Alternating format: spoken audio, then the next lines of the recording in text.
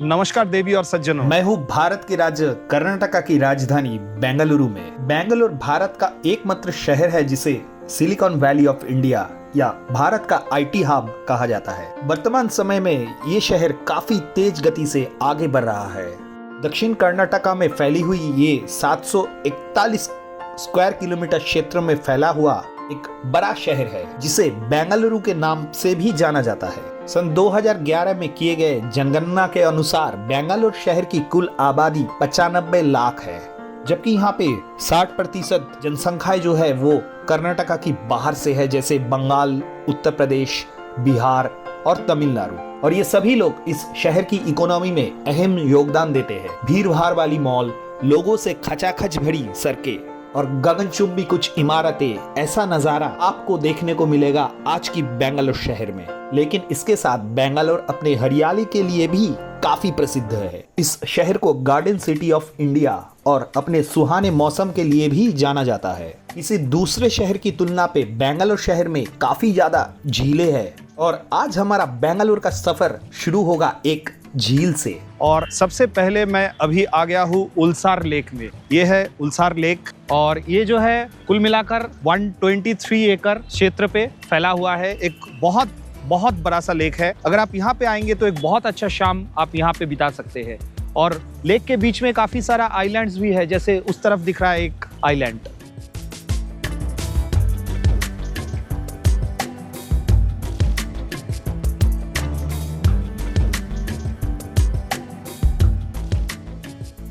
Morning walk और evening walk के लिए लोग इस लेक पे आता रहता है।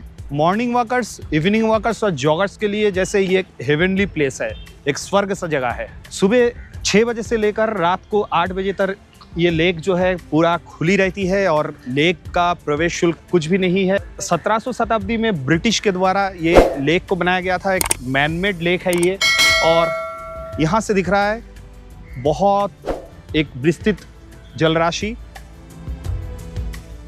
उस तरफ एक बोटिंग पॉइंट भी है, लेकिन फिलहाल अभी बोटिंग बंद है यहाँ पे क्योंकि काम चल रहा है। उल्सूर लेक जो है, उल्सूर लेक को हालासारू लेक के नाम से भी जाना जाता है। ये एक बहुत अच्छा जगह है, बच्चों के लिए भी एक बहुत अच्छा जगह है क्योंकि अंदर में है एक चिल्ड्रंस पार्क और लेक के अंदर यहाँ पे एक बड़ा सा विस्तृत जगह लेकर है ओपन एयर एक जिम, जहाँ पे लोग अभी जिम कर रहे हैं।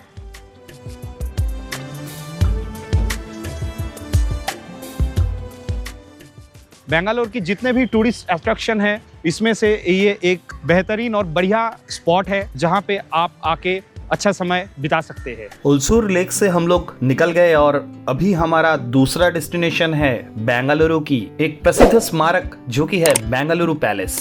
उल्सूर लेक से बेंगलुरु पैलेस की डिस्टेंस है लगभग 4 किलोमीटर और ये है वो राजसी बेंगलुरु पैलेस जो कि 45,000 वर्ग फीट क्षेत्र में फैला हुआ है, जिसका ज्यादातर हिस्से में हरियाली, बगीचे और फूल खिल रहे हैं। ये विशाल महल बेंगलुरु के सेंट्रल हाई स्कूल के पहले प्रिंसिपल रे गैरेट की थी। 1873 में मैसूर विरासत के 23वीं महाराजा चामराजेंद्र वादियर ने इसे खरीद लिया। इसे इंग्लैंड के मध्ययुगीय महलों से प्रेरणा लेकर बनाया गया था और बेंगलुरु महल लंदन के विंडसर कैसल से प्रेरित है। सन 2005 से ये महल आम आदमी के लिए हफ्ते में 7 दिन खुला रहती है और पैलेस की एंट्री टाइम है सुबह 10 से लेकर शाम को 5:30 तक और पैलेस की एंट्री टिकट है 260 रुपीस पर पर्सन। पैलेस के अंदर प्रवेश करते ही सबसे पहले मुझे दिखा बहुत सारी तस्वीरें। इस पैलेस में लगभग 30,000 दुर्मूल्य तस्वीर की संग्रह भी है, जिसमें राज परिवार के लोग भी शामिल है और वाडियर शासकों की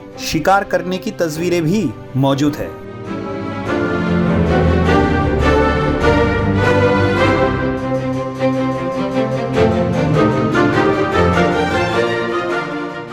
सिर्फ तस्वीरों की संग्रह ही नहीं बल्कि हाथी के शरीर के हिस्सों से बनाए गए ये कुर्सी उस समय की शासकों की याद दिलाती है। 454 एकड़ क्षेत्र में फैले हुए गार्डन के अंदर स्थित बेंगलुरु पैलेस की वास्तुकला काफी आकर्षक है और मनमोहक है, जो ट्यूडर शैली और स्कॉटिश शैलियों का मिश्रण है।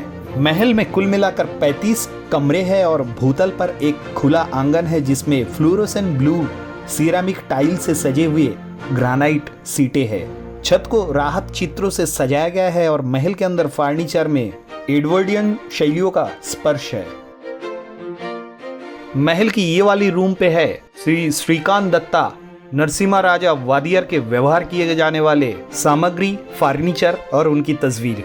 बेंगलुरु महल से निकलकर मैं अभी आ गया हूँ चामराजेंद्र पार्क, जो कि कब्बन पार्क के नाम से मशहूर है। और 300 एकड़ क्षेत्र में फैला हरा भरा कब्बन पार्क शहर की बीचों बीच में विधान सुधा के नजदीक स्थित है। पूरा पार्क फुआरे, मूर्तियों, फूलों के पेड़ और हरियाली से भरा हुआ है। बेंगलुरु में कब्बन पार्क मेट्रो स्टेशन से इस पार्क की एंट्री गेट की डिस्टेंस है बस 100 मीटर। पार्क के अंदर है एक स्टेट लाइब्रेरी जो शेषाद्री अय्यर मेमोरियल हॉल में स्थित है, जो एक शानदार लाल गोथिक स्ट्रक्चर है। ये पार्क डिपार्टमेंट ऑफ हॉर्टिकल्चर के अधीन है। इस पार्क की एंट्री फ्री है। सुबह 6 से लेकर शाम को 6 बजे तक, सोमवार और महीने की दूसरी मंगलवार छोड़ के हर दिन खुला रहती है। शहर की भागदौड़ भरी जिंदगी से हटकर थोड़ा सुकून के लिए बेंगलुरु वासियों के अंदर ये पार्क काफी मशहूर है। जवाहर बाल भवन के अंदर टॉय ट्रेन की जो एक सवारी है वो बच्चों के बीच काफी आकर्षक है। उसके अलावा यहाँ पे है एक सरकारी एक्वेरियम जहाँ पे आप प्रदर्शित किए गए जलीय जीवों को देख सकते हैं। सोमवार और महीने की दूसरी मंगलवार छोड़ के एक्वेरियम सुबह 10 से लेकर शाम को 5 बजे तक खुला रहती है। पार्क के अंदर अगर एक साथ आपको दिख जाए बहुत सारा कबूतर या तोता तो आश्चर्यचकित होने वाला बात ये बिल्कुल भी नहीं है। ये खूबसूरत पार्क भरा हुआ है फाउंटेन्स, मूर्तियाँ, पेड़ पौधे, फूल और हरियाली से। यहाँ पर ज्यादातर भीड़ होती है सुबह मॉर्निंग वॉकर्स की और शाम को, जब लोग भीड़ भाड़ वाली जिंदगी से हटकर कुछ समय बिताने के लिए यहाँ पर आता है। मैं यहाँ पे दोपहर को ही आ गया था, इसलिए पार्क जो है मेरे को पूरा खाली मिला। और यहाँ आने के बाद मेरे को ये समझ में आया कि बेंगलुरु शहर में ये कब्बन पार्क सही में एक वर्थ विजिटिंग प्लेस है। 1956 में निर्मित बेंगलुरु का विधान सौध, जो कि असल में सचिवालय या विधानसभा है, वो एक पर्यटक स्थल भी है। विधान सौध के अंदर तो आप प्रवेश नहीं कर सकते, लेकिन बाहर से इसे जरूर देखना चाहिए। बेंगलुरु ग्रेनाइट से नवद्राविड़ शैली में बनी इस इमारत की स्थापत्य कला बेहद शानदार है और बेंगलुरु में आने वाली हर एक पर्यटक बाहर से इसको एक बार जरूर देख के जाता है। तो मैं भी देखकर बस से निकल गया अगला डेस्टिनेशन के लिए, जो कि है ब्यूगल रॉक पार्क। शाम हो गया है और मैं आ गया हूँ बेंगलुरु की ब्यूगल रॉक पार्क में। दुनिया में सबसे पुरानी चट्टानों में से एक ब्यूगल रॉक का नाम एक पुरानी प्रथा से पड़ा है, जिसमें एक संतरी जो है मशाल लिए खड़ा रहता है और लोगों को घुसपैठियों के बारे में सतर्क करता है और सभी को ये बताने के लिए ब्यूगल बजाता है और बताता है कि ये इलाका जो है सुरक्षित है। तो ये था ब्यूगल रॉक की कहानी। ये पार्क इवनिंग वॉकर्स के लिए एक स्वर्ग जैसी जगह है और अंदर में है एक जिम। पार्क की सजावट बेहद ही खूबसूरत है और पार्क के साथ ही लगा हुआ है प्रसिद्ध बुल टेम्पल।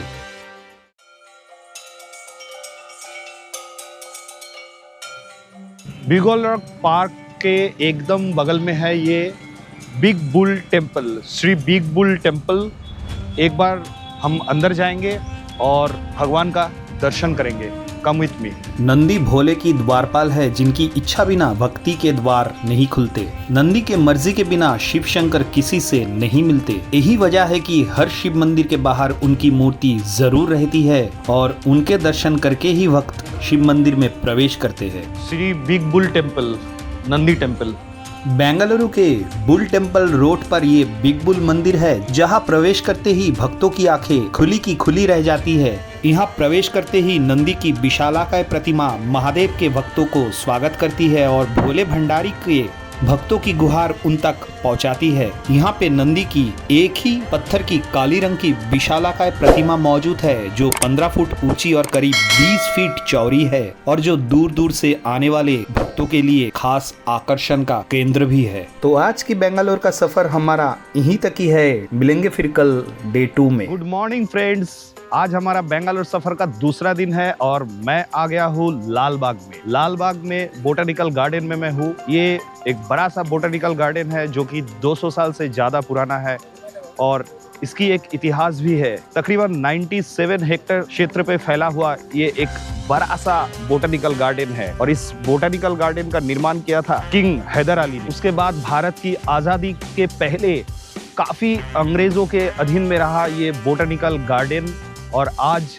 ये एक टूरिस्ट स्पॉट बन चुका है। एक बहुत अच्छा जगह है। सुबह 6 से 9 तक यहाँ पे अगर आप आएंगे तो कोई भी एंट्री फ़ी नहीं है, और उसके बाद एंट्री फ़ी है 25 रुपीज़। और बोटैनिकल गार्डन के अंदर है एक बड़ा सा झील इस तरफ। जैसे मैं सुबह सुबह यहाँ पे आ गया हूँ तो यहाँ पे काफ़ी सारा मॉर्निंग वॉकर्स जो है दिख रहा है। बहुत एक अच्छा एनवायरनमेंट है, चारों तरफ पेड़ पौधे और हरियाली ही हरियाली है। बहुत ही अच्छा लग रहा है।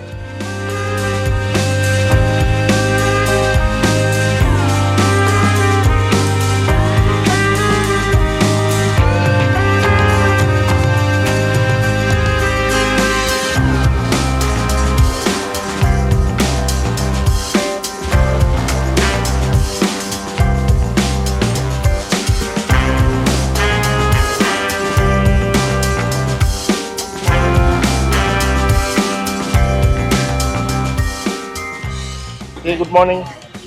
Good morning. Good morning.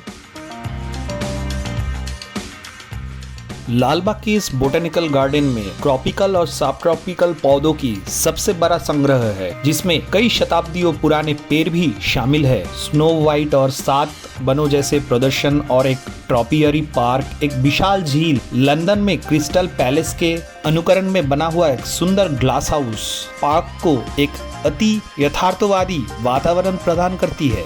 शहर के बीचों बीच 240 एकड़ भूमि पर स्थित ये एक विशाल उद्यान है, और बेंगलुरु में आने वाली हर एक पर्यटक यहाँ पर जरूर आता है।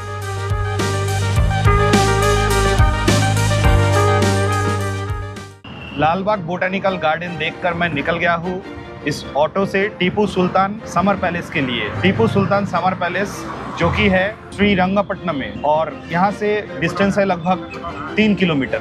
मैं आ गया हूँ बेंगलुरु की टीपू सुल्तान की जो समर पैलेस है, उस समर पैलेस के अंदर। यहाँ का एंट्री टिकट है 20 रुपीज पर पर्सन। 1774 से 1784 के बीच इसका निर्माण किया था टीपू सुल्तान के पिता हैदर अली, और ये जो निर्माण है, इस निर्माण का खात्मा हुआ था टीपू सुल्तान जो कि मैसूर के नवाब थे उनका समय पे। तो ये समर पैलेस है, अंदर में है एक बड़ा सा गार्डन और म्यूजियम के अंदर कैमरा लेके जाना सख्त रूप से मना है, लेकिन अंदर चलेंगे और देखेंगे।